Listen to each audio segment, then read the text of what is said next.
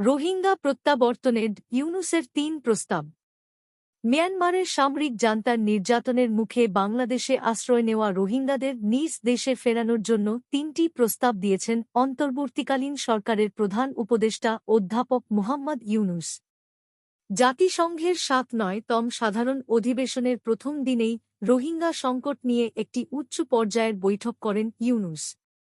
জাতিসংঘে তার বিভিন্ন কার্যক্রমের মধ্যে রোহিঙ্গা সংকটকে যে বিশেষ গুরুত্ব দেওয়া হয়েছে, এই বৈঠক তারই প্রতিফলন। স্থানীয় সময় মঙ্গলবার দুপুর ৩টায় নিউ ইয়র্কে এই বৈঠকটি অনুষ্ঠিত হয়। জাতিসংঘ সাধারণ অধিবেশনের সাইড ইভেন্ট হিসেবে আয়োজিত এই বৈঠকে সহাযোজক ছিল ইন্দোনেশিয়া, গাম্বিয়া, তুরস্ক, যুক্তরাজ্য, যুক্তরাষ্ট্র এবং ইউরোপীয় ইউনিয়ন। বৈঠকে মূল বক্তা হিসেবে ইউনুস ৩টি প্রস্তাবনা তুলে ধরেন। প্রথমত, ইউনুস জাতিসংঘ